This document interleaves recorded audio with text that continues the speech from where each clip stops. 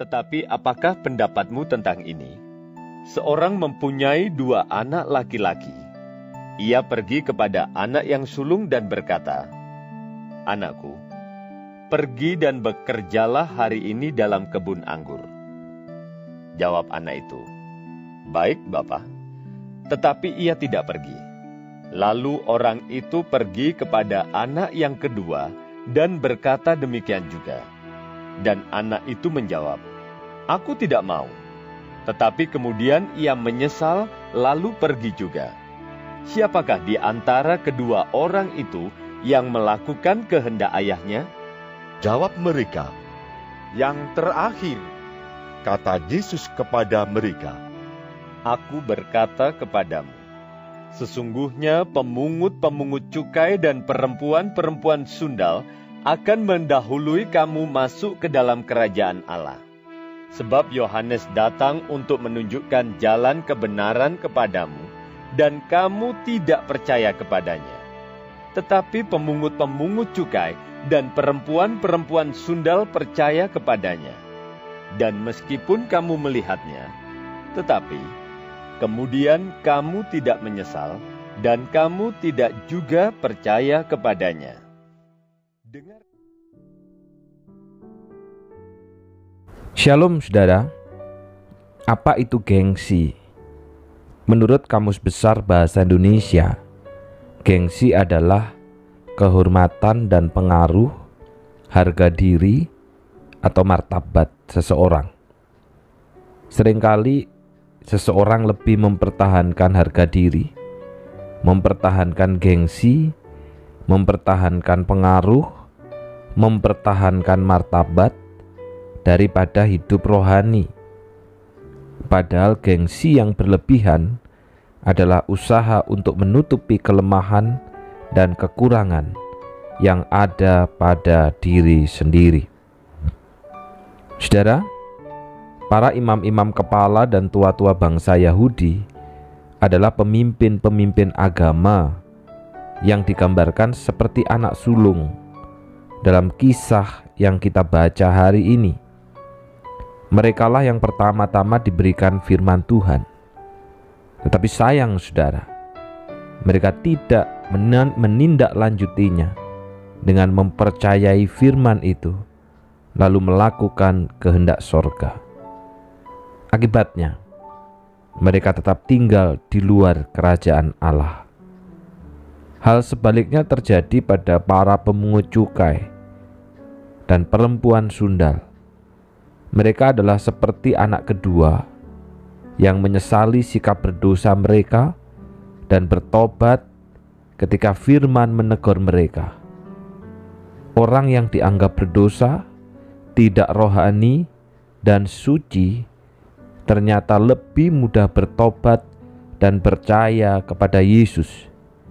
Sebaliknya, imam-imam kepala, ahli-ahli Taurat, para pemimpin rohani yang dianggap suci justru lebih sulit untuk bertobat dan percaya.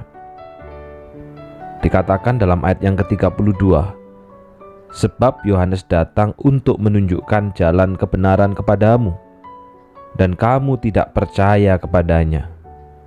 Tetapi pemungut-pemungut cukai dan perempuan-perempuan sundal percaya kepadanya.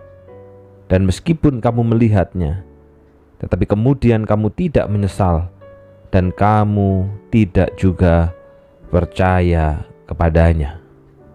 Saudara, satu yang menjadi perenungan kita, mengapa para pemimpin agama ini justru begitu sulit untuk percaya dan bertobat? Bukankah mereka lebih banyak belajar firman? Bukankah mereka lebih banyak tahu firman? Bukankah lebih banyak mereka mengerti firman? Tetapi mengapa mereka sulit percaya kepada Yesus dan mengalami pertobatan? Ternyata saudara, yang pertama, mereka menganggap diri lebih tinggi daripada kebanyakan orang. Sehingga saudara, karena mereka menganggap diri lebih tinggi dengan jabatan rohani yang mereka punya, maka yang perlu bertobat itu adalah orang berdosa, bukan mereka. Nah ini saudara, jadi menganggapnya karena sudah menjadi pemimpin agama, sudah menjadi ahli Taurat, sudah menjadi pemimpin rohani, maka mereka tidak perlu bertobat. Yang perlu bertobat itu adalah jemaat. Yang kedua saudara, para pemimpin agama ini dibutakan oleh status mereka. Mereka merasa bahwa sebagai pemimpin agama tidak mungkin mereka ditolak oleh Allah, karena mereka sudah begitu giat, begitu rajin di dalam melakukan aktivitas-aktivitas agama, sehingga tidak mungkin mereka akan ditolak Allah. Mereka menganggap mereka sudah dekat dengan Allah, sehingga saudara, status ini yang menghalangi mereka untuk bertobat.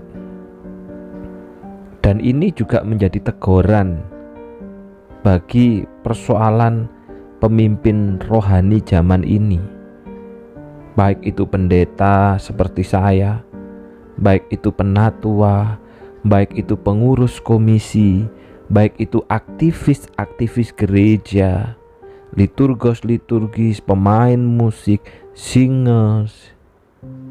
Banyak pemimpin rohani dan juga aktivis-aktivis rohani yang sulit untuk mengalami pertobatan, yang sulit untuk mengalami perubahan, bahkan tidak peka akan kebutuhan pembaharuan hidup dan ketaatan kepada firman. Karena apa? Karena terlalu yakin dengan status, sehingga gagal untuk rendah hati menerima teguran firman Tuhan. Saya kan sudah pendeta, saya kan sudah penatua, saya kan sudah pengurus komisi, saya kan aktivis gereja. Hidup saya kan sudah dipersembahkan untuk pelayanan, untuk Tuhan.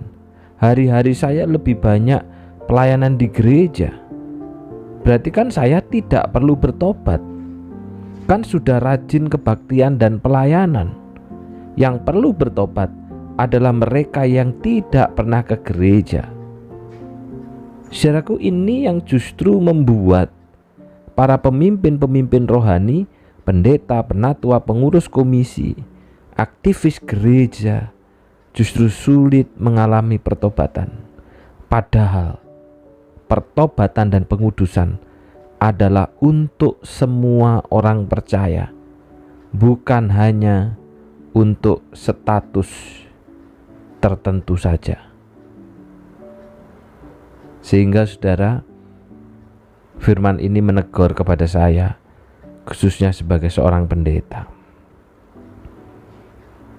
untuk terus mengalami pertobatan, untuk terus dipimpin Tuhan, sehingga seperti saya tidak jatuh hanya kepada aktivitas-aktivitas rohani, kepada kegiatan-kegiatan rohani, tetapi tidak diikuti pertobatan, tidak diikuti pembaharuan hidup.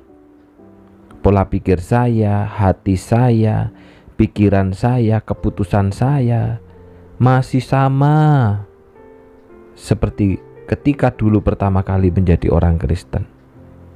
Demikian juga saudara, ini mengingatkan kepada kita semua, penatua, pengurus komisi, aktivis gereja, liturgis, pemusik, kita yang sudah rajin dalam kebaktian dan pelayanan, bukan berarti kita tidak perlu bertobat. Ada banyak hal dalam hidup kita, dalam perkataan kita, dalam pikiran kita, dalam keputusan kita, yang harus terus mengalami pertobatan dan disesuaikan dengan pikiran Tuhan.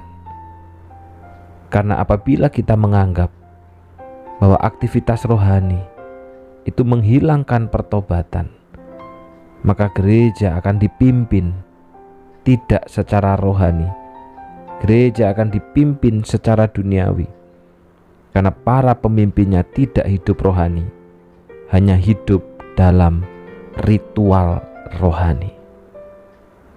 melakukan banyak ritual rohani, namun tidak pernah merubah hati, pikiran, dan perbuatan.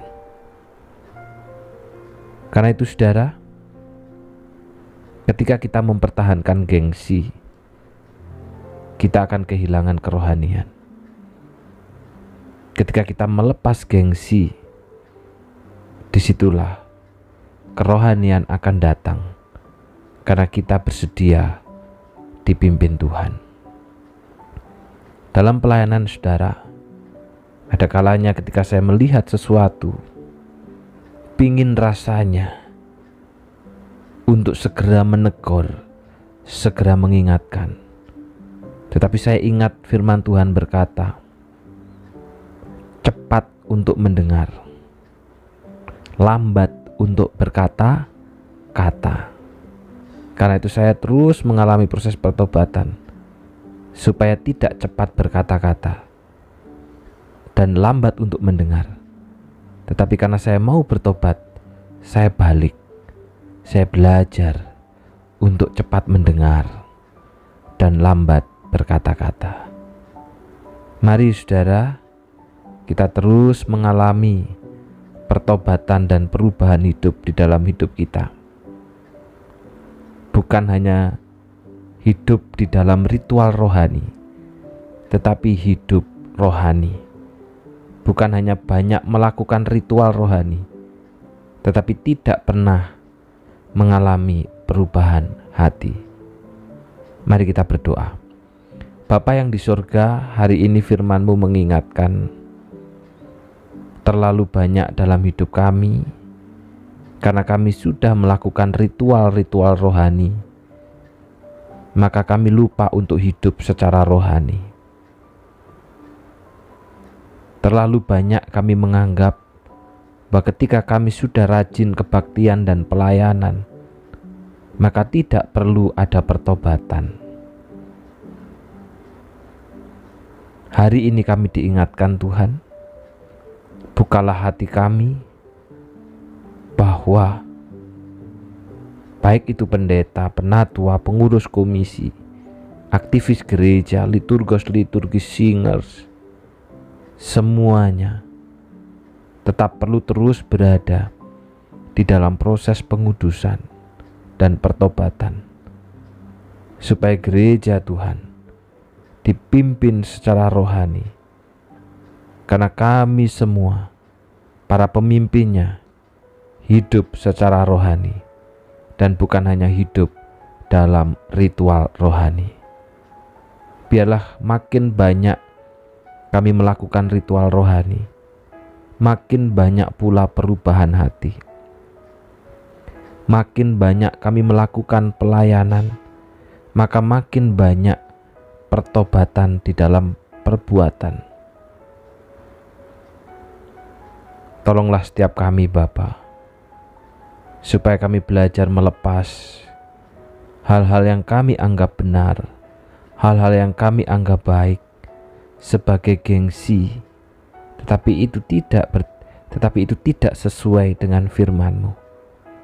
Dan biarlah kami membuka hati kami untuk terus diproses oleh Tuhan, sehingga gereja-Mu akan dipimpin oleh orang-orang yang rohani, oleh orang-orang yang takut akan Tuhan, oleh orang-orang yang hidup di dalam kebenaran firman. Secara khusus berdoa Bapa untuk Natal, remaja, pemuda, seluruh wilayah 5 yang diadakan oleh GKT Efrata Genteng. Tuhan pimpin setiap para pelayan Tuhan. Tuhan pimpin hamba-Mu yang akan menyampaikan firman Tuhan. Tuhan pimpin juga semua peserta yang akan hadir bersama-sama, sehingga melalui Natal ini kami diingatkan kembali akan keselamatan yang telah Tuhan berikan. Karena tujuan daripada kelahiran Yesus adalah untuk menyelamatkan umat-Nya dari dosa mereka. Perjalanan dari tiap-tiap gereja Tuhan pimpin, dari tempatnya sampai ke genteng, kembali ke tempat masing-masing juga dalam keadaan baik. Demikian juga Bapa, secara khusus berdoa untuk saudara kami Felicia Darmalim yang hari ini juga bertambah usia di dalam kemurahan Tuhan. Kiranya Tuhan terus menolongnya, menggenggam orang muda ini untuk tetap erat, untuk tetap terikat perjanjian dengan Tuhan. Sehingga di tengah pekerjaannya, di tengah apapun yang dikerjakannya, nama Tuhan yang selalu dipermuliakan. Dan kami percaya, biarlah masa depan yang indah di mata Tuhan itu telah Tuhan sediakan baginya. Terima kasih Bapa, dalam nama Tuhan Yesus kami sudah berdoa. Amin. Selamat ulang tahun untuk Felicia Darmalim. Teruslah terikat dengan perjanjian. Tuhan memberkati.